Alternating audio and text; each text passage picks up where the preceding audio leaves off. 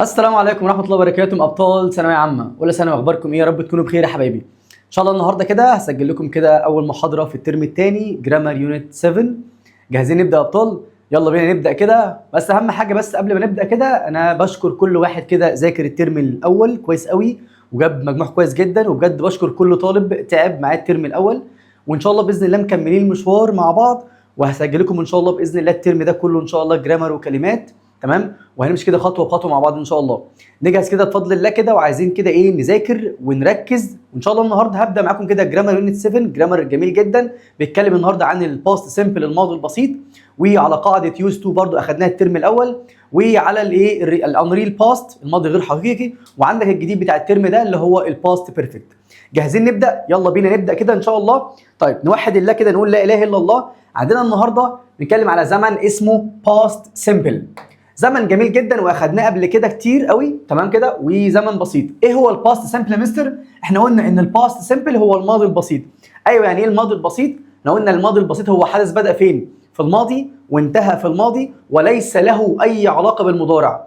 يعني الماضي البسيط ده هو اي حاجه ايه اتعملت خلاص كده خلصت، ذاكرت، سافرت، نمت، عملت اي حاجه وانتهت تماما. يبقى الماضي البسيط هتاخد دماغك كده وتفكر فينها في الماضي. تمام؟ طيب افكرك بيه كمان لو نسيت. يبقى احنا قلنا الماضي البسيط حدث بدأ فين؟ في الماضي وانتهى في الماضي وليس له اي علاقه بالمضارع، وهو التصريف الكام؟ التصريف الايه؟ الثاني لاي فعل. التصريف الكام للثاني؟ الثاني لاي فعل. يعني عندي مثلا كلمه جو الماضي بتاعها went، طب باي بوت، بلاي بلايد، فيزيت فيزيتد. يبقى انا عندي السكند فورم التصريف الثاني لاي فعل، هو ده الماضي البسيط. طيب كلام جميل جدا. عايز انفي اي ماضي بسيط تصريف ثاني، بننفيه بحاجتين، يا اما قلنا مين؟ يا اما بديدنت والفعل فين؟ في المصدر، تمام؟ او نيفر والتصريف الكام؟ الثاني. يبقى النفي بتاع الماضي البسيط التصريف الثاني didn't مصدر، نيفر تصريف ثاني، didn't مصدر، نيفر تصريف ثاني. حلو قوي. وقلنا قبل كده الكلمات بتاعته طبعا زي ما احنا عارفينها yesterday، ago، ولاست، وين، وايه، وسنه ماضيه فين؟ في الباست. حلو جدا. بس خلي بالك احنا كنا طبعا بنأكد على معلومه مهمه جدا ان اولى ثانوي مهم قوي قوي، لازم وانا بتعامل مع اي زمن اكون عارف صورته فين؟ في الاكتف وفين؟ وفي الباسيف. كلام جميل. قلنا يعني ايه اكتف؟ قلنا مبني للمعلوم. يعني ايه مبني للمعلوم؟ يعني الفاعل معلوم، يعني موجود في الجمله خلاص كده. طيب والفاعل يتسمى فاعل ليه؟ عشان يعمل فعل. اقول لك مثلا دلوقتي مثلا ايه؟ انا ذاكرت خلاص، انا عملت الواجب بتاعي. يبقى هنا دايما في الاكتف الفاعل هو اللي بيقوم بالحدث، تمام كده. اما هنا الباسيف مبني للمجهول، قلنا بيبدا بمين هنا؟ بالمفعول.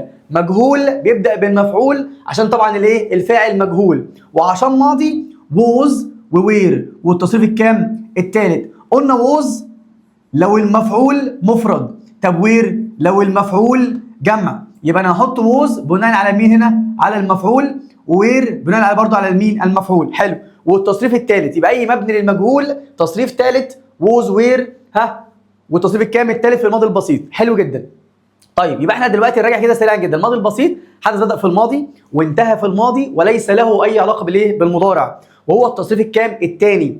نفيه didn't مصدر او never والتصريف الكام؟ الثاني. خلي بالك بالله عليك ان انا عندي didn't بتنفي ونيفر برضه نفي، بس الفرق بين الاثنين ان didn't تخلي فعل في المصدر. عايز انفي مثلا قلت لك مثلا I went to school هنفيها I didn't go to school او I never went. خلاص؟ حلو قوي. طيب عايزين بقى نبدا ان احنا نطبق الكلام ده. بيقول لي هنا نمبر 1 I not a car last year. عايز يقول لي هنا بالتعويض بالكلمه اللي في الاختياري ان انا اشتريت عربيه يبقى السنه اللي فاتت، تمام. بيقول لي هنا كلمه يبقى بوت. خلي بالك بقى ان بوت هنا تصريف تاني بس هقول له دي اكتف. كلام جميل. طيب was بوت والتصريف الثالث يبقى was بوت باسيف، لان انا عندي الباسيف مبني للمجهول هو was وير والتصريف الثالث لاي فعل. يبقى انا عندي was خلاص، وادي التصريف الثالث بقت الجمله باسيف. بنحلها ازاي؟ طالما خيرك ما بين اكتف ومن باسيف زي ما انا معلمك بقى قلت لك يبقى هنعمل ايه؟ هيبقى هنحدد العلاقه من اللي قبل النقط والكلمه اللي في الاختياري. يعني ايه الكلام ده يا مستر؟ هسال نفسي كده ايه علاقه انا بحدث شراء العربيه؟ انا اللي قمت بيه ولا واقع عليا؟ هتقول لي انا اللي قمت بيه، انا اللي اشتريت العربيه. وطالما انا الفاعل اللي قمت بالحدث الجمله على طول بقت اكتف. عشان بس نركز اول ثانيه بالله عليك، الفاعل الجمله في الاكتف، الفاعل هو اللي قام بالحدث، انا اللي اشتريت، انا اللي ذاكرت، انا اللي سافرت. اما هنا المبني المجهول المفعول هو اللي وقع على الحدث. انا هنا عملت الاكل، هنا الاكل اتعمل. انا هنا عملت الواجب، هنا الواجب ايه؟ اتعمل. خلاص؟ وهكذا. تمام؟ طيب حلو جدا، يبقى انا عندي هنا انا اللي اشتريت، يبقى الجمله بقت ايه؟ اكتف. كلام جميل. طيب نيجي هنا على الجمله ايه بقى الثانيه، برضو ايه عكسها، بيقول هنا اكار نقط ايه لاست يير، برضو بيخيرني ما بين كلمه بوت، هقول له بوت دي يبقى هنا دي تصريف ثاني بس اكتف، اما ووز بوت تصريف كام؟ ووز تصريف ثالث يبقى باسيف.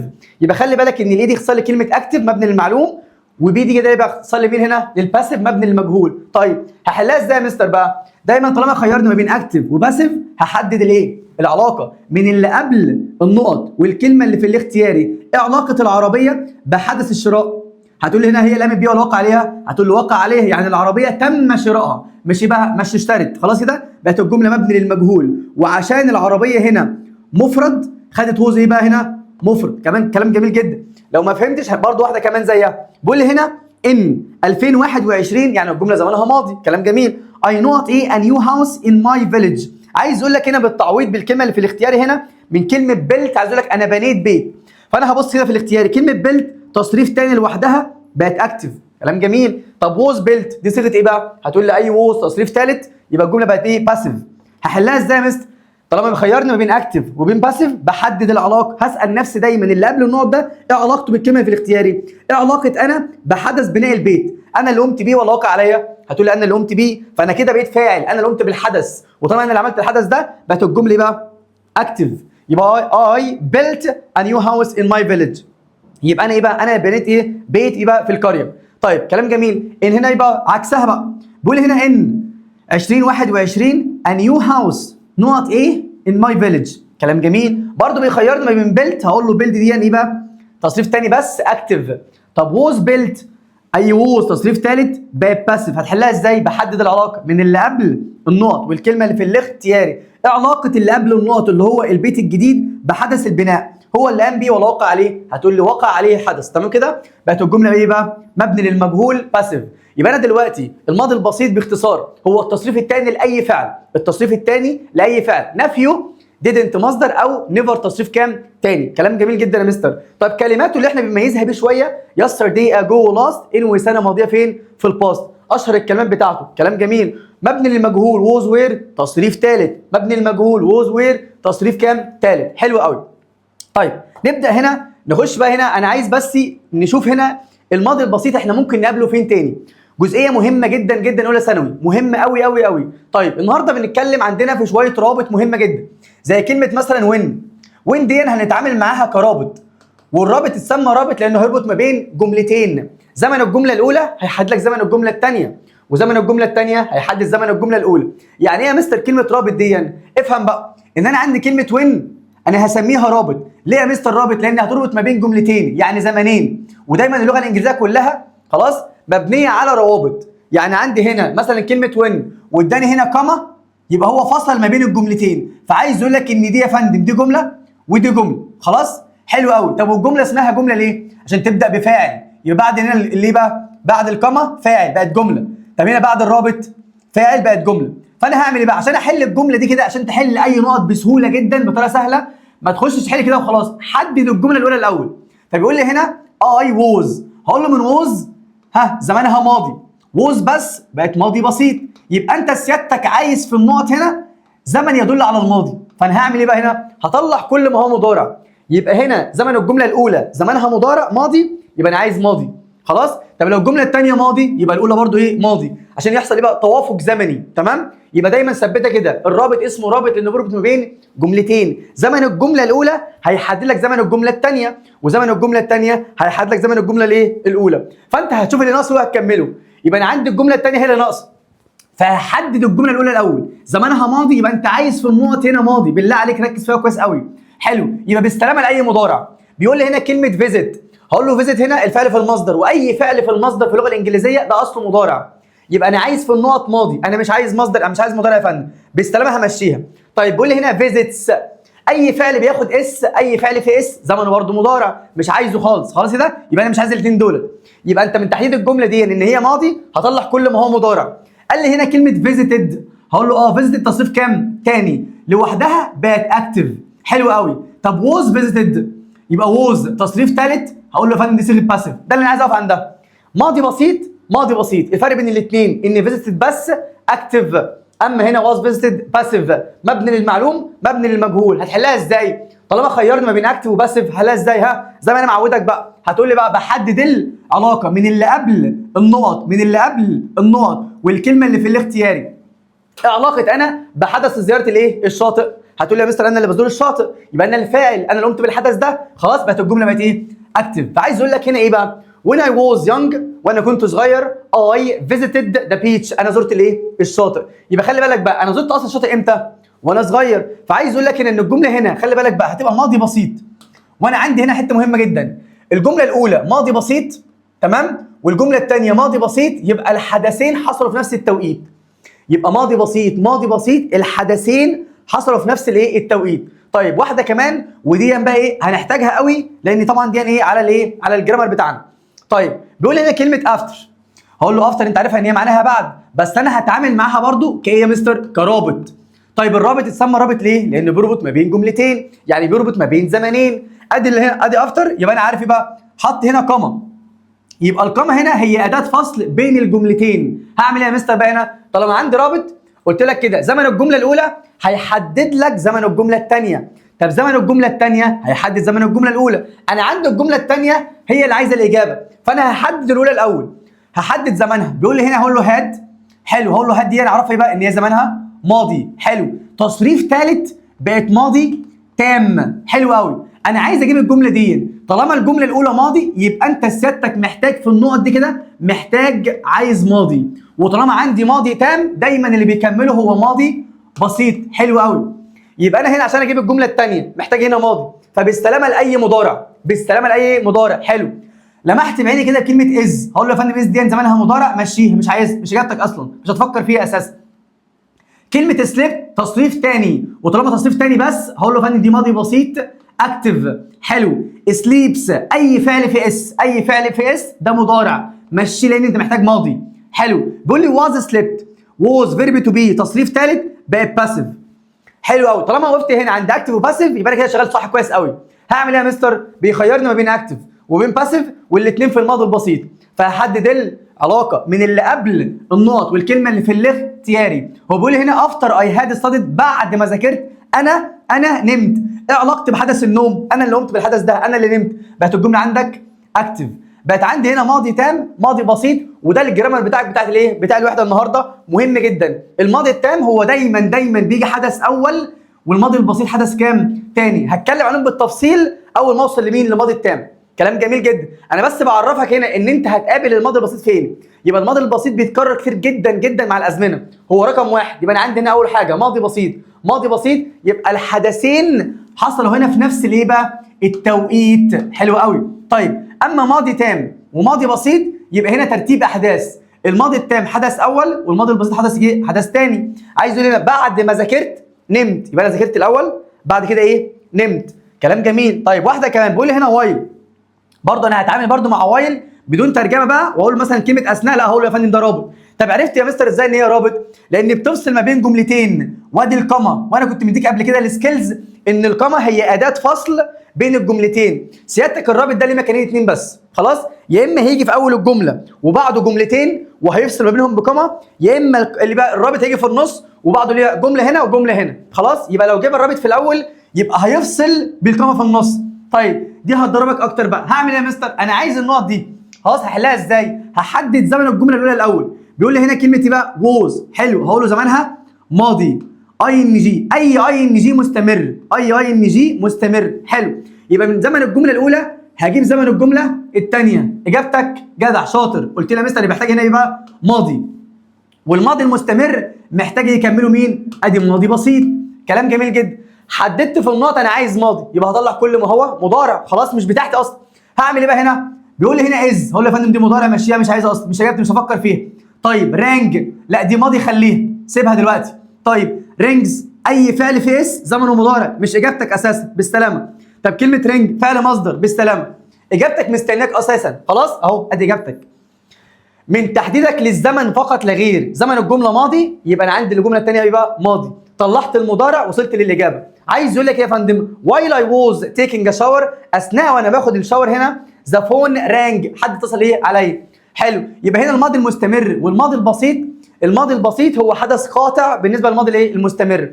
طيب عندي هنا برضو ايه وين، هقول له برضو يا مستر ايه وين دي برضو رابط حلو قوي، الجمله دي مهمه جدا. وين اي ووز يونج، خلاص زمن الجمله ماضي بسيط.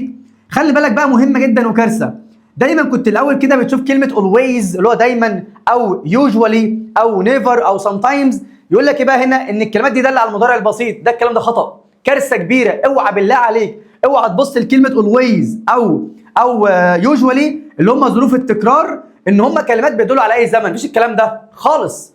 الكلمات دي ملهاش علاقه باي زمن، تيجي مع اي زمن، تيجي مع مضارع، تيجي مع ماضي، تيجي مع اي زمن عادي، مالكش دعوه بيهم، مالكش دعوه بدولت خالص. لان في ناس كتير جدا بتبص لكلمه always ويوجوال وسام يقول لك ده ايه، ده مضارع بسيط. لا طبعا، ليا دعوه بتحديد الزمن. الجمله اللي تحدد الجمله زمانها ماضي يبقى عايزه ماضي، طب مضارع تبقى مضارع. فانا هعمل ايه؟ مالكش دعوه بكلمه always ولا usually، هحدد زمن الجمله عشان اجيب الاجابه. فانا هعمل ايه؟ بيقول لي كلمه ووز، حلو قوي، هقول له يا فندم دي زمانها ماضي ايه بقى؟ ماضي بسيط. يبقى انت اجابتك هنا محتاج ماضي باستلامه ايه بقى؟ مضارع. لان انت لما تشوف كلمه always ويوجوالي بتقول دي مضارع، فهتختار من المضارع وهتطلع على الماضي، تبقى غلط. الجمله ماضي يبقى انا عايز ماضي باستلامه لاي مضارع. بيقول لي فيزيتس، هقول له مضارع، فيزيت مضارع باستلامه، فيزيتد ماضي اكتف، واز فيزيتد باسيف. هنحدد العلاقه من اللي قبل النقط والكلمه اللي في ايه؟ في الاختياري، مالكش دعوه بيهم. اللي قبل النقط هو مين؟ هو اي. خلاص يبقى ايه علاقتي انا بحدث اللي ايه بقى؟ زرت الشاطئ. هتقول لي ايه بقى؟ انا اللي زرت الشاطئ، فلاقي الجمله ايه؟ اكتف. يبقى when I was young I always او usually visited the beach. لما انا كنت صغير كنت دايما بزور الشاطئ. ايه المشكله يعني؟ كلمه هنا always دايما او ايه بقى؟ او غالبا. خلاص عادي جدا. دايما بذاكر دلوقتي او كنت بذاكر عادي، مش هتاثر في المعنى. دولت اهم جزئيه اتعامل مع مين؟ مع الماضي البسيط. يبقى الماضي البسيط النهارده بيجي مع مين؟ ماضي بسيط. ماضي بسيط الحدثين حصلوا في نفس الايه؟ التوقيت. ادي واحد. عندك بقى في اليونت النهارده ده ماضي تام، ماضي بسيط، ترتيب احداث، حدث اول، حدث تاني. ادي الماضي البسيط كده ايه؟ قابلنا تاني. طيب امتى برضه بنقابل الماضي البسيط تاني؟ ماضي البسيط ماضي مستمر، حدث قطع حدث. تمام؟ خدت برضه الايه؟ الترم الاول. وقلنا بقى الماضي البسيط بنستخدمه برضه مع مين؟ مع ظروف التكرار عادي جدا، مفيش اي مشكله. طيب كلام جميل. نيجي بقى على اهم قاعده عندك برضه اللي هي ايه؟ يوزد تو. زي ما انا مثبتها لك ومسهله عليك بالله عليك. انا عندي هنا ان ايه بقى هنا؟ الباست هابت، العادات ايه؟ زمان. عندنا كلمه يوزد تو اتكلمنا فيها كتير جدا يا شباب ومهمه قوي وخدتها الترم الاول. ان قلنا يوزد تو هنا عشان بس بيتلخبط مع معظم الناس. قلت لك هنا يوزد تو بعدها الفعل في المصدر. بص الفرق عامل ازاي؟ يوزد تو فعل في المصدر، يوزد تو فعل اي ان جي. اللي انت عقلك هيستوعبه ان تو بعدها مصدر، بس عقلك مش هيستوعب شويه ان تو بعدها اي ان جي. فدي التركيبه بتاعتها. فانا زي ما مثبتها لك بقى بالله عليك، احنا هنتفق بس الاول ان كلمه يوز تو هي معناها عاده زمان. يعني ايه عاده زمان؟ يعني اي حاجه عملتها زمان مش منها دلوقتي. والله كنت بنام كتير ومش انام كتير، خلاص يبقى يوز تو. سافرت قبل كده مثلا ومش اسافر، يوزد تو. والله مثلا كنت بذاكر ومش اذاكر، يوزد تو. واحد كان بيشرب سجاير وبطل، يوزد تو. فاهمني؟ مثلا سافرت، عملت اي حاجه قبل كده. كنت مثلا كان عندي عجله وانا صغير، كنت بركب عجل وبعد كده ماشي مش اركب عجل. اي حاجه عملتها زمان، اي حاجه عملتها زمان استخدم كلمه يوز تو، بس شرط مش بتعملها دلوقتي. حلو قوي. يبقى انا عندي يوز تو بقى، ركز بقى ان يوز تو بعدها فعل في المصدر ويوزد تو اي ان جي. افرق ما بينهم ازاي يا مستر؟ بص بقى التركايه دي. انا عندي يوز تو قبلها فاعل عاقل، والفاعل عاقل لانها دي عاده هتيجي مع شخص، مع بني ادم يعني. فاعل عاقل وادي فاعل عاقل. بص انا هنحلها ازاي بطريقه سهله جدا. عندي فاعل عاقل متصل بيوزد، فاعل عاقل متصل بيوزد. الكلام ده فاكره كويس جدا الناس اللي بتحضر معايا في السنتر. يبقى انا عندي فاعل عاقل متصل بيوزد على طول كده، اجابتك تو المصدر.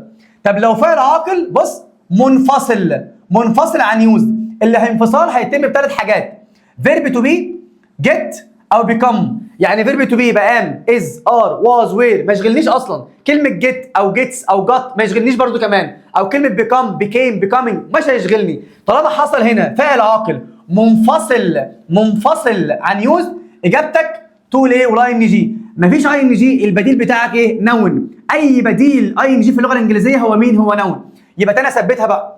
فعل عاقل متصل بيوز، اجابتك ايه؟ تو المصدر. طب فعل عاقل منفصل عن يوز، تو اي ان جي. خلاص بقت سهله بالنسبه لي. هنا يوز تو مصدر، عاده زمان وانتهت. اما هنا عاده زمان ولسه ما زالت مستمره. يعني اي ان جي لسه ما زالت مستمره، بدخن ولسه بيدخن، بينام كتير ولسه بينام كتير، بيلعب مثلا كوره كتير لسه بيلعب كوره كتير، فاهم؟ بسهر كتير ولسه بسهر. اما هنا يوزد تو دي بعدها مصدر، الحاجه دي انتهت تماما. حلو قوي. طيب يوزد تو عشان هي في الماضي نفيها هي يا فندم اهو didn't use to والفعل برضو فين؟ في المصدر. او never used to والفعل فين؟ في المصدر. ايه الفرق بين الاثنين؟ زي ما احنا خدناها didn't والفعل في المصدر اهو didn't use to وادي المصدر. اما never تصريف تاني، used عادي جدا الفعل في المصدر. طيب حلو قوي. طب انا عندي بقى هنا لو فاعل غير عاقل، ركز بقى في دي كويس قوي. فاعل غير عاقل منفصل، بص كمان فاعل غير عاقل منفصل عن يوزد. الانفصال هيتم هنا بمين؟ بفيرب تو بي، يا اما از يا اما ار. اجابتك حاجتين، يا اما تو المصدر يا اما فور اي ان جي، والاثنين صح. طيب احنا قلنا العاده مع الفعل عاقل عادي جدا ممكن تيجي بمعنى يستخدم لكي. عايز اقول لك مثلا القلم ده بستخدمه في الكتابه عادي، السكينه بستخدمها مثلا في ايه؟ في التقطيع.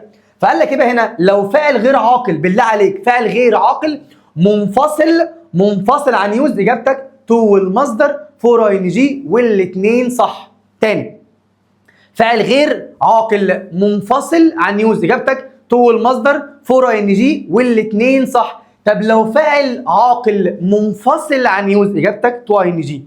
طب لو فاعل عاقل متصل بيوز، تو والمصدر. حلو قوي. تعال نطبق الكلام ده فعلي كده. طيب بيقول لي هنا هي يوزد تو، اولا هقول له هنا هي، هقول له ده فاعل عاقل. بص بقى انا هعمل ايه؟ فاعل عاقل متصل بيوزد، متصل اهو لازم فيها فاعل عاقل متصل بيوزد، اجابتك يبقى هنا تو والمصدر. فاعل عاقل متصل بيوزد، اجابتك تو والمصدر. بيخيرني في كلمه سموك، هقول له يا فندم هي زي ما هي سموك. دي بس ايه؟ تدريب بس بسيط، بعد كده هتحل اختيارات هتبقى سهله جدا. طيب بص هنا كده بيقول لي هي هقول له هنا فاعل عاقل، هل هو متصل بيوزد ولا منفصل؟ هتقول له يا مستر ده منفصل بمين؟ باز. فاعل عاقل منفصل عن يوزد، اجابتك تو اي ان جي، هتبقى سموكينج. تمام؟ فاعل عاقل منفصل عن يوزد، اداب فيرب تو بي، اجابتك اي ان جي. حلو.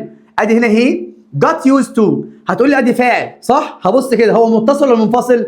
لا ده ايه بقى؟ منفصل. الانفصال هنا تم بمين؟ بكلمه جات، ما يشغلكش بقى اللي بعدها تو اي ان جي، يبقى انا عايز هنا مين؟ هنا سموكينج برضو. خلاص ده بس مثال، بس ايه؟ تدريب. طيب عندي هنا هي خلاص فاعل عاقل منفصل عن يوزد، اجابتك تو اي ان جي برضه هتبقى مين هنا؟ سموكينج. مفيش اي مشكله خالص. يبقى الانفصال بيتم بثلاث حاجات: بيكيم، جت، فيرب تو بي. ما يشغلكش اصلا ايا كان اللي جاي في نص ايه، اجابتك صح. يبقى فاعل عاقل منفصل عن يوز، اجابتك تو اي ان جي، متصل تو المصدر. يبقى تاني فاعل عاقل متصل بيوز تو المصدر، ها فاعل عاقل منفصل عن يوز، ها تو اي ان جي. طب لو غير عاقل ومنفصل عن يوز، اعمل اللي انت عارفه تو المصدر فور اي ان جي. بيقول لي هنا ايه؟ ذا بن، القلم. هو القلم ده عاقل ولا غير عاقل؟ هتقول لي يا مستر القلم ايه بقى؟ غير عاقل. حلو. بص منفصل عن يوز، منفصل هعمل ايه؟ تو المصدر فور اي ان جي والاثنين صح. هو منفصل يبقى انا عايز هنا تو والمصدر رايت. طب لو غير من تو حط فور، هحط اي ان جي والاثنين بيساووا بعض. عايز يقول لي هنا ذا بن از يوزد تو رايت، القلم بيستخدم للكتابه. هيها ذا بن از يوزد فور رايتنج، نفس الكلام. يبقى انا عندي هنا لو فاعل غير عاقل منفصل اجابتك يبقى هنا تو والمصدر فور اي ان جي والاثنين صح. كده يوزد كلها خلص، ما تتابعش خالص بقى. طيب عندك بقى هنا كلمه بات ناو. يعني ايه كلمه بات ناو؟ قلنا معناها ولكن.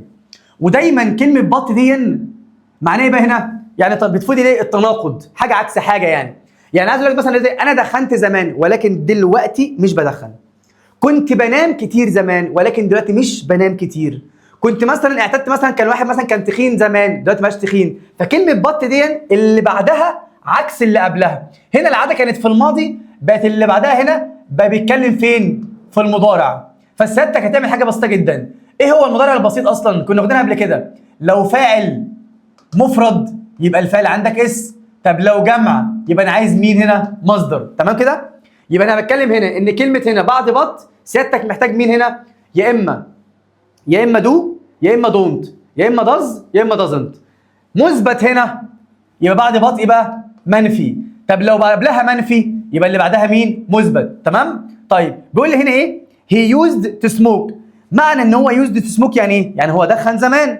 معناها ان هو but now ولكن دلوقتي مش بيدخن. فانا عايز مضارع بسيط، هقول كده ادي هي. حلو. ايه هو المضارع البسيط؟ مفرد اس doesn't مصدر، جمع مصدر don't مصدر.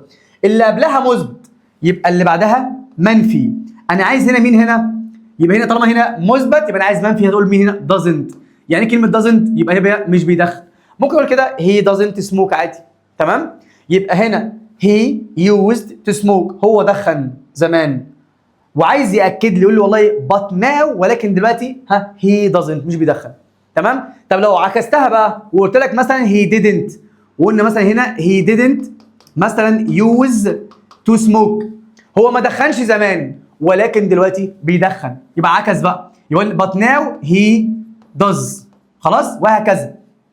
طيب يبقى كلمة but هنا خلي بالك بقى، اللي قبلها ماضي بعدها مضارع، اللي قبلها مثبت بعدها منفي، قبلها منفي بعدها مثبت، بس دايما اللي بعدها صيغة مين هنا؟ المضارع البسيط. حلو. كلام جميل. طيب اما هنا بقى بص، لو قال لك مثلا جاب لك مثلا كلمة used بعدها بي، خلاص كده؟ ركز بقى فيها بقى. بيقول لي but now، تفتكر هنا بعدها هي هنحط ايه بقى؟ هل ينفع نحط does او do او كل الكلام ده؟ لا طبعا. الموضوع بسيط قوي. عندك هنا اول ما احط لك بعد used to كلمة بي، سيادتك عايز فيرب تو بي. هو ايه اصلا فيرب تو بي؟ كلمتين اتنين. فيرب تو بي ده يا اما ام يا اما از يا اما ار. عايز تنفيه بنوت. شكرا. طيب يبقى انا عندي هنا فيرب تو بي في الاخر فيرب تو بي، قبل هنا بعد يوز تو فيرب تو بي في الاخر فيرب تو بي. بيقول لي هنا هي يوز تو بقى تو بي اكتف، الراجل ده كان ايه؟ كان نشيط الاول، يبقى كده مثبته. بات ناو انا عايز منفي، بس منفي بمين هنا؟ فيرب تو بي. قول بات ناو هي ادي مثبته، بات ناو هي بقى هي ازنت. شكرا. يبقى انا عندي هنا فيرب تو بي. ليه؟ عشان هنا في فيرب تو بي. خلاص؟ طيب حلو قوي. هنا بقى برضو جزئيه برضو ان ايه بقى كلمه نو لونجر. تمام؟ سريعا برضو كده بيجي بعدها برضو المضارع البسيط البريزنت سمبل. تمام؟ طيب نو لونجر هنا بتساوي كلمه يوز تو بالظبط، بس الفرق بس بسيط قوي ان كلمه هنا نو لونجر بيجي بعدها مضارع بسيط. يعني ايه الكلام ده يا مستر؟ يعني من الاخر كده يا حبيب قلبي، لو انت عندك هنا فاعل مفرد يبقى سيادتك هنا محتاج فعل في اس. تمام؟ طيب لو انا عندي هنا فاعل جمع يبقى محتاج هنا فعل فين؟ في المصدر. هو المضارع البسيط مفرد اس جمع مصدر، مفرد اس جمع مصدر، مع مين؟ مع نو لونجر. يبقى نو لونجر مفرد قبلها اس بعدها، طب جمع قبلها مصدر بعدها. خلاص كده؟ بص بيقول لك هنا ايه؟ ادي هي نو لونجر ويل سموك. انا اقول له يا فندم هنا ان هي مفرد، يبقى اللي بعدها عايز فعل في اس، مقدم من كلمه سموك هقول له سموكس. شكرا. كلام جميل جدا. طيب مع اني مور وان لونجر اتكلمنا فيهم قبل كده ان كلمه اني مور وان لونجر هم برضو بيساوي يوز تو بالظبط، بس قبلهم يا اما doesn't يا اما don't او no longer. فهنثبتهم كده don't doesn't anymore any longer. don't doesn't anymore any longer. عندك anymore any longer يبقى انا عايز don't doesn't. طب في don't doesn't anymore any longer معنى الشخص ده برضو ان هو ايه؟ بطل تدخين، ماشي دخن خالص. اقول لك مثلا ايه؟ he doesn't smoke anymore. بطل تدخين عادي. هي بص كده بيقول لي هنا نقطه بقى he smoke anymore، وانت حافظ ايه بقى؟ don't doesn't anymore any longer. هبص هنا بقى مفرد he، خلاص يبقى عايز don't ولا doesn't؟ جدع. هتقول لي يا مستر ايه بقى؟ تبقى doesn't. يبقى معناها ايه بقى هنا؟ he doesn't smoke anymore، يعني برضو ايه؟ بطل التدخين. معناها ان هو ايه بقى؟ اعتاد على التدخين. طيب اهم بقى جزئيه بقى هنخش على الزمن بتاعنا اللي هو الماضي التام، وهو ده بقى الدرس بتاعك. كل اللي فات ده يعتبر هو ايه؟ الترم الاول. تمام كده؟ ومكمل معاك بقى ايه؟ عشان يكمل لك مين هنا؟ الماضي الايه؟ الماضي التام. زمن مهم جدا يا شباب بقى نركز فيه كويس قوي بالله عليك. طيب ايه هو الماضي التام؟ الماضي التام باست بيرفكت، ماضي تام. طيب بيتكون من ايه؟ سهل قوي بسيط. الماضي التام في كلمتين اتنين، هاد تصريف ثالث. حلو قوي. ده في حاله مين؟ في حاله الاكتف. طيب في الباسيف مبني للمجهول، هاد بن تصريف كام؟ ثالث. تاني كده يا جماعه، الماضي التام ده الماضي التام اكتف هاد بي بي، باسيف هاد بن بي بي. طيب التكوين بتاعه سهل وبسيط جدا. طيب الباشا بقى هنتعامل معاه ازاي؟ خلي بالك بقى احنا اتكلمنا قبل كده على الروابط، ما بيجيش لوحده خالص. تعال بقى نحل كده. بيقول لي مثلا ايه؟ ادي بيكوز ده رابط، واحنا قلنا قبل كده الرابط اسمه رابط لانه بيربط ما بين جملتين، زمن الجمله الاولى بيحدد زمن الجمله الثانيه. حلو قوي. هنحل ازاي مع الماضي التام الاول؟ هتيجي كده على جنب كده وتقول لي بقى بص، عندي مثلا دلوقتي رابط، بص انت هتعمل ايه بقى؟ يبقى انت بعدك هنا جمله وهنا جمله. طيب الماضي التام بيجي مع الماضي البسيط. ايه الفرق بين الاثنين بقى هنا؟ ان الماضي التام بيجي دايما حدث اول، طب الماضي البسيط حدث تاني.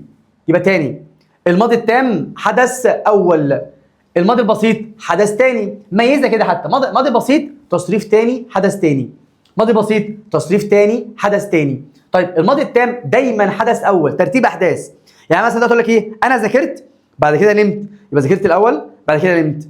طب قبل ما انام ذاكرت. يبقى الماضي التام بيجي ترتيب احداث. فسيادتك اهو شوف كده، هاد وي بي اكتب كده على حدث ايه؟ حدث اول.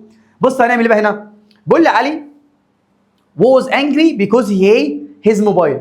عايز اقول لك ان علي كان متعصب عشان يبقى فقد التليفون بتاعه. اولا انا هحدد زمن الجمله الاولى، بيقول لي هنا because، هقول له زمانها ماضي بسيط. حلو قوي. طيب بيخيرني الاول هنا في اختيار، بيقول لي بقى had lost، هقول له ان had زمانها ماضي تصريف ثالث تام، مفيش حاجه ثانيه بقت اكتف. طيب had been lost، had زمانها ماضي تصريف ثالث فيها بن، تصريف ثالث بقت ماضي تام باسيف. وهبدا بقى بيخيرني في اكتف وباسيف. انا واحده واحده معاك اهو، بديك اكتف وباسيف، بس بعد كده يبقى ايه؟ في اختيارات اكتر من كده. طيب بيقول لي هنا اكتف وباسيف، بحدد ايه بقى؟ بحدد العلاقه ما بين اللي قبل النقط والكلمه اللي في الاختياري. ايه علاقته هو بحدث ضياع التليفون؟ هتقول له هو اللي ضيع التليفون، هو اللي ضيع التليفون، بقت الجمله بقت اكتف. يبقى هنا بقى علي was angry because he had lost his mobile.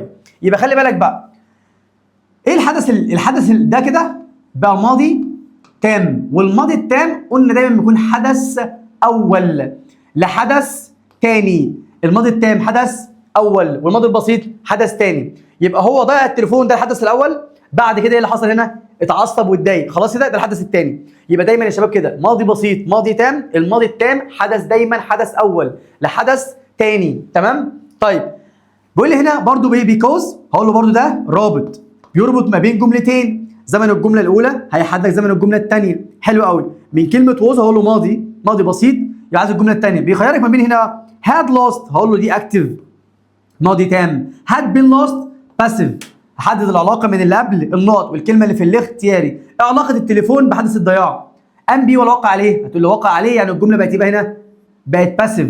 يبقى هنا he was angry because his mobile had been lost، عشان تليفونه بقى ايه؟ ضاع. حلو قوي. طيب كده الجزئيه دي بتاعت الماضي التام. يبقى انا عندي هنا في الاكتف had بي، طب في الباسيف had been بي. الماضي التام حدث اول، دايما حدث اول، والماضي البسيط حدث ثاني.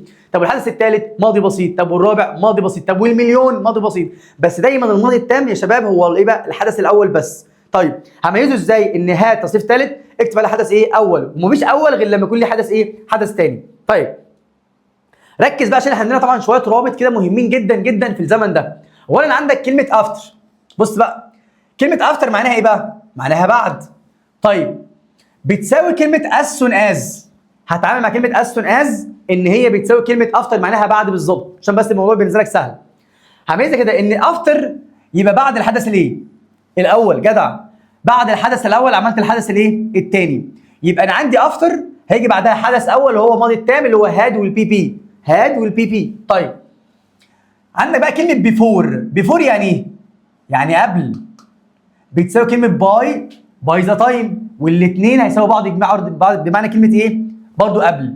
يبقى قبل الحدث الكام بقى؟ قبل الحدث الايه؟ الثاني. يبقى ثبتها كده، بعد الحدث الاول عملت الحدث الثاني، طب قبل الحدث الثاني عملت الحدث الاول، بديهيا كده. يبقى 1 2، بعد 1 عملت 2، طب قبل 2 عملت 1، هي كده اهو. يبقى بعد الحدث الاول عملت الحدث الثاني. خلي بالك الموضوع كله اصلا ماضي تام ماضي بسيط ترتيب احداث. انك لو هنا عندك هنا الحدث الثاني يبقى انت محتاج تحط مين هنا؟ هاد والتصريف الثالث. طيب ركز بقى، يبقى انا عندي هنا افتر بتساوي كلمه ايه بقى؟ as soon as في حاله الجمله، كلامه بقى واضح. طيب بيفور بتساوي باي ذا تايم برضه في حاله الايه؟ الجمله. اما لو عندك اي ان جي يبقى افتر بس. طب عندك هنا اي ان جي برضه يبقى ايه بقى؟ بيفور بس. يبقى انا بالنسبه لي افتر تساوي اس سون از في حاله الجمله. طب اي ان جي افتر بس. طيب بيفور بتساوي باي ذا تايم في حاله الجمله. طب اي ان جي يبقى بيفور بس. طيب تعالى كده بحل معايا كده الاول. بيقول لي هنا ايه بقى؟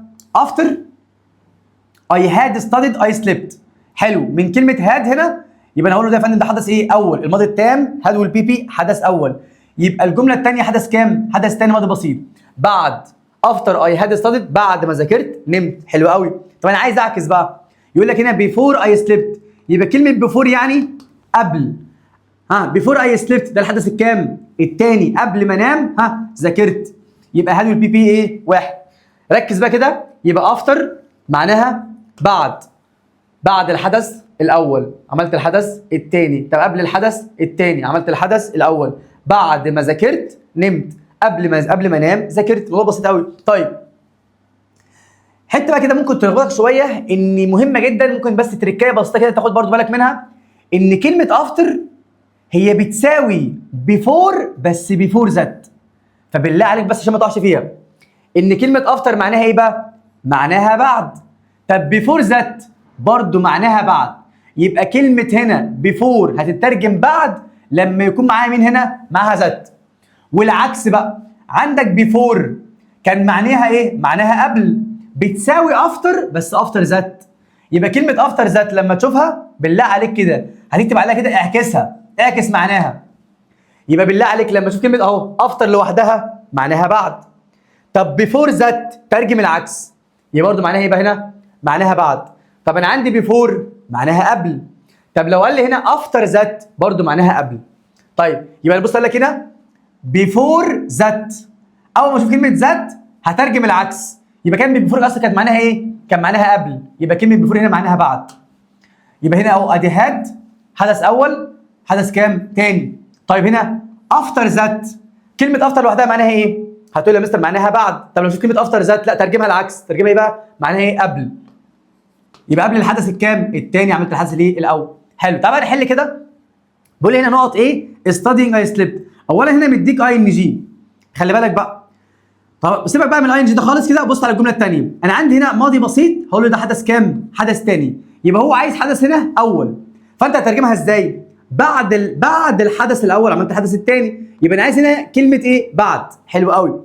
كلمه افتر معناها ايه؟ هتقول لي معناها بعد، خليها. طب as soon as برضه معناها بعد. طب بيفور دي معناها ايه؟ قبل، هتمشيها خلاص. طيب هل الاثنين بيساووا بعض ايه وبي؟ لا طبعا. هقول له كده يا مستر بقى ان افتر بتيجي مع الجمله والاي ان جي. طب as soon as بتيجي مع الجمله بس. انا عندي هنا اي ان جي باستلامه للجمله، هتاخد من هنا افتر بس. يبقى انا عندي اي ان جي يبقى هي افتر بس. عكسها بقى، بيقول لي هنا sleeping اي بقى I had studied. من كلمه had هتقول لي ده حدث ايه؟ حدث اول. دايما had بي بي اكتب عليها كده حدث اول. يبقى انت محتاج هنا حدث كام؟ حدث ثاني. يبقى هكتب هنا انا عايز هنا قبل الحدث الثاني عملت الحدث الايه؟ الاول. حلو قوي. طب هطلع كده مين هنا مين؟ بعد، لان افتر معناها بعد. خلاص؟ طيب بيفور باي ذا تايم هنا عايزه جمله ودي اي ان جي بالسلامه، اجابتك بقت هنا مين؟ بقت بيفور. طيب كلام جميل جدا. يبقى انا هنا بالنسبه لي كده بقى بعد الحدث الايه؟ الاول عملت الحدث الايه؟ الثاني. كلام جميل. طيب عندك بقى هنا رابط برضو مهم جدا، برضو بيلخبطك شويه. It was only when. سهل وجميل جدا. It was only when ده كل ده كده رابط برضو هنترجمه برضو بعد. اي حاجه هتساوي افتر بعد، اي حاجه هتساوي ايه؟ افتر بعد. طيب it was only when it wasn't until، والله الاثنين بيساووا بعض عادي جدا بمعنى بعد. بس خلي بالك بقى ان it was only when it wasn't until مرتبطين بمين هنا؟ بكلمه ايه؟ بكلمه افتر. طيب بص بقى كده، بيقول لي هنا افتر، هقول له دي معناها ايه بقى؟ بعد. افتر اي هاد ستاديد. هاد تصريف ثالث، بالله عليك هاد تصريف ثالث حدث ايه؟ حدث اول. يبقى حدث اول محتاج حدث كام؟ حدث ثاني. بص بقى بعد الحدث الاول عملت الحدث الثاني. بص بقى انا عندي هنا افتر في النص كما، يبقى كلمه افتر بيجي معاها هنا مين؟ كما عشان يفصل بين الجملتين. اما هنا بص it was only when برضو معناها بعد. هاد تصريف اول، هاد والتصريف الثالث حدث اول، يبقى عايز هنا حدث كام؟ حدث تاني. الاثنين شكل بعض، بس بص على الفرق كده. after I had studied I slept، كلام جميل. بعد ما ذاكرت نمت. طيب it was only when I had studied I slept، بعد ما ذاكرت نمت. ايه الفرق بين الاثنين بقى؟ ان after في النص كاما، after في النص كاما، after في النص كاما. اما it was only when حذف الكاما وربط بمين؟ بذات. يبقى هي هنا ذات هي بديله لمين؟ للكاما. ذات بديله لمين؟ للكاما. فانا اميزها بقى ان ابص بدات بإت تربط بمين؟ بذات. طب هو لو كان رابط بذات هتبدا بمين؟ اللي فيها إت. خلاص؟ يبقى تاني تبدا بإت، الاثنين زي بعض. it was only when it wasn't until، يبقى انت عايز رابط ذات. طب ربط بذات هبدا بإت. بدات بإت ربطت بذات. طب ربطت بذات بدات بإت. حلو قوي. طيب عندنا كمان رابط بقى مهم جدا، مهم قوي قوي قوي. طيب no sooner hardly barely scarcely. طيب هنترجمهم كلهم خلاص كده، مش طبعا نقول بقى بمجرد ان بقى وبصعوبه وبالكاد وكل الكلام ده، لا انا عايزك برضو تسهل الدنيا على نفسك كده، وهترجمهم كلهم منهم معناهم ايه؟ بعد. حلو قوي. طيب نو سونر عايزه مين هنا؟ زان. نو سونر رابط مين هنا؟ زان. نو سونر زان. نو سونر زان. نو سونر زان. حلو قوي.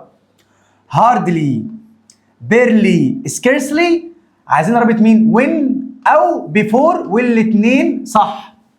يبقى تاني هاردلي بيرلي سكيرسلي وين بيفور، هاردلي بيرلي سكيرسلي وين بيفور. طب نو سونر زان. نو سونر زان. نو سونر زان. هاردلي بيرلي سكيرسلي وين بيفور، هاردلي بيرلي سكيرسلي وين بيفور. طب لو انت عندك وين او بيفور يبقى انت هتدور على ايه بقى؟ يا هاردلي يا بيرلي يا سكيرسلي. من الاخر اللي ايه بقى؟ ال واي ال واي ال واي. خلاص؟ طيب طب زان يبقى نو سونر. طب نو سونر زان لازم يجوا مع بعض. طيب الفكره بقى مش في كده بقى، الفكره بقى في التركه اللي جايه دي مهمه قوي قوي.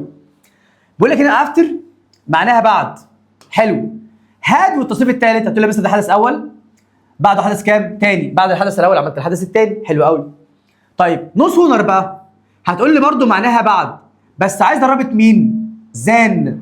مش مشكلتك بقى دي خلاص بقى. نو سونر زان. اللقطه بقى في دي بقى ان افتر اي هاد ستادد بعدها جمله عاديه. افتر اي هاد ستادد جمله. اما نو سونر عايز صيغه سؤال عكس بقى، يبقى افتر اي هاد ستادد هنا نو سونر هاد اي ستادد. يبقى تاني افتر اي هاد اما نو سونر هاد اي. طب لو افتر زي هاد نو سونر هاد زي. لو انا عندي هنا اي هاد مع نو سونر هاد اي. طب هنا زي زي هاد يبقى هاد زي. طب وي هاد هاد وي. طب هي هاد نفس الكلام كده، هي هاد يبقى هاد هي. اعكس مع نو سونر العكس.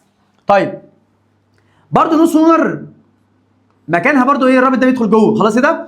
وعندك هنا الفاعل بره. هتركز بقى فيها ازاي من الاخر كده؟ لو نو سونر الرابط ده بقى بره هنا، الفاعل في النص ما بين هاد والتصريف الثالث. طب لو الفاعل بره الرابط هيبقى جوه بين ايه بقى؟ بين هاد والتصريف الثالث. يبقى تاني لو نو سونر بره، لو نو سونر بره يبقى الفاعل بين هاد والتصريف الثالث. طيب لو الفاعل بره يبقى الرابط يبقى جوه بين هاد والتصريف الثالث. فيديك بقى اختيارات زي كده. بص كده طلع الغلط معايا كده. طيب بيقول لك هنا نو سونر، هقول له حلو قوي الرابط لو الرابط بره يبقى الفاعل ما بين هاد والتصريف الثالث. هل هو اصلا هنا ما بين هاد والتصريف الثالث؟ لا، ده بص جاي فين؟ هقول له غلط. طيب نو سونر الرابط بره يبقى الفاعل ما بين هاد والتصريف الثالث، المفروض يجي هنا كده. بص لا الفاعل فين؟ بره. غلط. طيب الفاعل بره خلاص يبقى الرابط جوه ما بين هاد والتصريف الايه؟ والتصريف الكام؟ الثالث، برضه بقت غلط. طيب الفاعل بره يبقى الرابط ايه؟ جوه. جوه فين اهو؟ ما بين هاد والتصريف الايه؟ الثالث. بقت الايه؟ الاجابه. وكانت تنفع بقى مين هنا؟ بتساوي مين هنا؟ بتساوي نو سونر.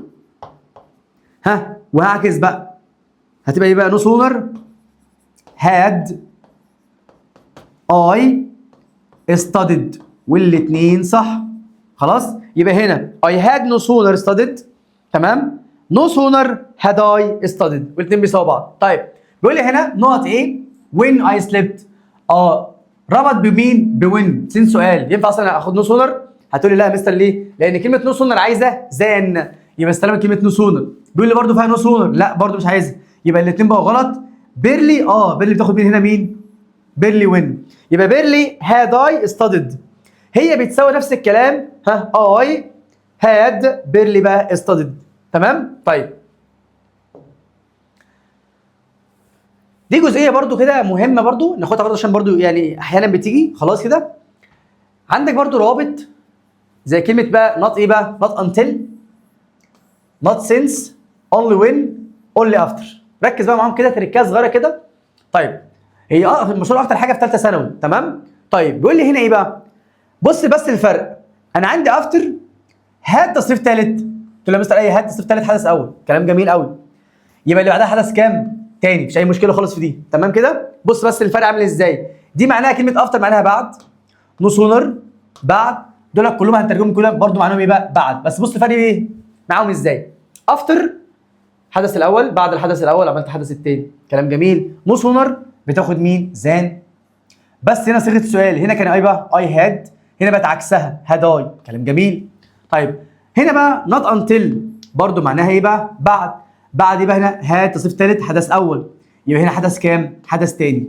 بس دي خلي بالك بقى نوت انتل هنا اي هاد ستادد، الجمله الثانيه صيغه سؤال هاد ديد اي سليب، يبقى الجمله الثانيه خلي بالك هنا سؤال، يبقى هنا ديد اي سليب يا اما ديد هي. يبقى انت بالنسبه لك بقى لو لقيت بقى في الجمله الثانيه صيغه سؤال اجابتك اي واحده من دول كده نوت انتل نوت سينس اونلي وين اونلي افتر. طيب كلام جميل جدا. نبدا بقى ان احنا نحل هنا في الرابط وركز بقى في الجزئيه دي قوي. خلاص؟ طيب بيقول لي هنا ايه بقى؟ اي هاد ستاديد اي سليبت. اول ما اشوف كلمه هاد تصريف ثالث هقول لي حدث ايه؟ اول. يبقى الثاني هذا حدث ايه؟ ثاني. حلو. يبقى انا عايز بقى هنا بعد الحدث الايه؟ الاول، عايز كلمه بعد. فيروح هو يعمل لك ايه بقى؟ يجيب لك كل الروابط معناها بعد. افتر معناها ايه بقى؟ بعد. ات واز اونلي وين بعد. نو سونر بعد. بيرلي بعد. نوت انتل بعد. بص عمل ايه بقى؟ بس هنا في تركية مهمه جدا بقى. هتعمل ايه بقى؟ بعد الحدث الاول عملت الحدث الثاني ومديك كل الروابط معناها بعد. فهتعمل ايه بقى؟ هتبص على ات. قلت لك بقى لو بدات بات هنربط بمين؟ بذات. بدانا بات واز اونلي وين هنربط بمين؟ بذات. هل هي اصلا في ذات؟ لا همشيها. طب لو نو سونر محتاجه مين هنا؟ نو سونر زان. نو سونر زان. نو سونر زان. هل هنا في زان؟ برضه مفيش زان همشيها. طب بيرلي اللي فيها ال واي محتاجه يا اما وين يا اما بيفور، مفيش ولا وين ولا بيفور برضه هتمشيها. طبعا دي محتاجه في اخر الجمله صيغه ايه بقى هنا؟ صيغه سؤال. هنا في صيغه سؤال في ديد؟ لا مفيش ديد، بس طالما هتمشيها الاجابه عندك هنا مين؟ افتر بس. طيب واحده كمان بقول لي هنا اي هاد ستادد. من هاد اول ما تبص عليها كده اكتب عليها ايه؟ واحد، حدث واحد. بعدها هنا مين؟ حدث ايه؟ حدث تاني. كلهم برضو معناهم بعد الحدث الاول عملت الحدث التاني. هتبص هنا كلمه ذات، بدات بإت ربطت بذات. ات واز اونلي وين ذات، دي الاجابه. طيب هاد اي ستادد ذان اي سليبت. من كلمه ذان عايز اربط مين؟ نو سونر. جدع. نو سونر ذان. نو سونر ذان. حلو. طب عندي هنا وين؟ ده حدث اول حدث تاني حدث اول حدث تاني. عندي وين يبقى عايز حاجه فيها ال واي اللي هي مين؟ زي هاردلي او بيرلي او سكيرسلي. الوحيده اللي معاك هنا ايه؟ بيرلي. طيب صيغه سؤال بقى بقول له اي هاد ستادد حدث اول حدث ايه؟ تاني، بس مدالي صيغه سؤال. تنفع مين هنا؟ نوت انتل ماشي. نوت سينس تمام. اونلي وين تمام. اونلي افتر كلهم صح لانهم بيساووا بعض في حاله الايه بقى؟ في حاله الايه؟ الجمله. بص بقى اللي جاي دي بقى يقول لك هنا بقى studying I did بقى I sleep. دي كده ماضي بسيط يعني حدث تاني، يبقى دي حدث ايه؟ اول. عايز اقول بعد الحدث الاول عملت الحدث التاني، فاروح مديك كل الروابط دي معناها ايه؟ بعد. بس خلي بالك يا فنان بقى دي كده ING كلهم عايزين جمله الا الوحيد افتر، هو الوحيد اللي بيقبل ING بس. يبقى كلهم ما ينفعوش والوحيد اللي مين ينفع مين؟ افتر، لان انت عندك هنا مين؟ ING. يبقى كلهم يتساووا عشان في جمله بدا بفاعل، كلهم يتساووا نوت انتل نوت سينس اونلي وين اونلي افتر عادي. اما ادانا ING اجابتك فيها ايه؟ افتر يا اما كانت ايه؟ بيفور، بس طبعا دي ما فيهاش ايه؟ بيفور. حلو قوي. طيب سريعا بقى كده حرف الجر اون. تمام؟ اون ING يا اما في ليه بقى؟ في المبني المجهول being والتصريف الكام؟ الثالث. المهم بالنسبه لك on ING. طب having تصريف ثالث، في الباسيف been تصريف ثالث. طب بالنسبه لي كده اهو having PP on ing on ing having pp on ing having pp on ing having pp. طب انا عندي هنا pp يبقى عايز مين؟ having. طب في ing يبقى انا عندي on ing having ايه بقى؟ pp. حلو قوي اهو. meeting ing يبقى انا عايز مين؟ on. طب met تصريف ثالث يبقى having. بص هو يعمل معاك ايه بقى؟ بيقول هنا taking the injection she cried ايه out. سؤال مهم جدا خلي بالك.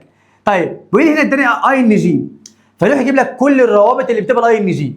ادي افتر اي ان جي، بيفور بيجي بعدها اي ان جي، طب وايل بيجي بعدها برضه اي ان جي، طب اون اي ان جي. سؤال مشهور جدا في ثانويه عامه وكان عامل ضجه كده.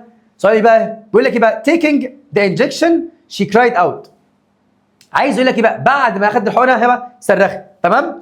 ومديك كلمه يبقى هنا بعد. خلي بالك السؤال ده مهم قوي. كلهم معناهم بعد وكلهم بياخدوا اي ان جي. جاب لك هنا فعل اي ان جي وجاب لك كلمه افتر كل الروابط يبقى ليها اي ان جي. هو هنا بقى مش عايز الاي ان جي اصلا، هو عايز الترجمه. فكلمه افتر بعد، طب بيفور قبل، حلو جدا. طب وايل اثناء، اون يعني يبقى هنا لحظه حدوث الحدث او يبقى بمجرد ان. طيب يبقى هنا هقول هنا بعد ما خدت الحقنه مثلا ايه؟ صرخت؟ لا مش بعد. هي اجابتك هنا تبقى ايه بقى؟ اون لحظه ايه بقى؟ ما حد اخد الحقنه يبقى صرخت. طيب جزء برضه مهم جدا كلمه افتر. هتشوف تقول لي بقى افتر معناها بعد الحدث الايه؟ الاول، بعد الحدث الايه؟ الثاني. كلام جميل جدا. هتبص هنا على هاد هتقول لي ده حدث اول. تصريف ثاني اتصادت بس حدث ثاني. وطالما عندي حدث ثاني اكيد مش هاخد حدث ثاني، لا خلي بالك بقى دي مهمه جدا جدا جدا. ان افتر هنا المفروض طبعا تحط حدث ايه؟ اول. ان الماضي التام هيبقى البي. حدث اول لما يكون الحدث ده ماضي، حدث تم وانتهى وخلص، حدث اول. اما لو الاثنين حصلوا في نفس التوقيت بالظبط يبقى ماضي بسيط ماضي بسيط. يبقى خلي بالك بقى انا عندي هنا ده ماضي بقى ماضي بسيط وده ماضي تام. قال لك هنا immediately حالا، يبقى الحدثين حصلوا في نفس التوقيت بدون فارق زمني. بعد ما ذاكرت نمت على طول. يبقى الحدثين في نفس التوقيت يبقى كده عندي مين؟ ماضي بسيط. الحدثين في نفس التوقيت ماضي بسيط ماضي بسيط. طيب بيقول لي هنا after I at the station he realized that he had forgotten his ايه بقى؟ passport at home. عايز يقول لك هنا ان هو بعد ما ايه بقى؟ ما وصل للمحطه، تمام؟ هو ادرك ان هو نسي الايه؟ الباسبور. من هاد هو ده حدث اول. هو راح يا فندم بقى وصل الاول، وصل الايه؟ والمطار الاول، ده الحدث الايه؟ الاول. خلي بالك بقى بعد ما وصل المطار افتكر ان هو نسي الايه؟ الباسبور. يبقى هو ايه بقى؟ وصل الاول، بعد كده مين بقى؟ افتكر ان هو ايه؟ نسي الايه؟ الباسبور بتاعه. وطالما عندي حدث اول يبقى ده حدث ايه؟ تاني، يبقى arrived.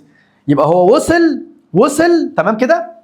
يبقى خلي بالك بقى مش هحط بقى هنا بقى حدث اول هو هاد، لا ده هو وصل وافتكر ان هو نسي الايه؟ الباسبور. فهو نسي الباسبور ده الحدث الاول. بعد كده لما وصل ده الحدث الكام؟ الثاني. فاضطرينا ناخد مين هنا؟ ماضي بسيط. حدث اول، حدث ايه؟ حدث ثاني. تمام؟ وبكده يا شباب يكون خلصنا جرامر يونت 7 واشوفكم على خير ان شاء الله باذن الله المحاضره الجايه. محاضره مهمه جدا جدا، هنشرح طبعا كل الفوكابلري كلها والكلمات، تمام كده؟ نذاكر كويس الجرامر ده وان شاء الله بفضل الله كده هكون معاكم خطوه بخطوه ان شاء الله الترم ده، وبالتوفيق ان شاء الله باذن الله. واشوفكم على خير، وكان معاكم مستر حمدي عادل، والسلام عليكم ورحمه الله وبركاته.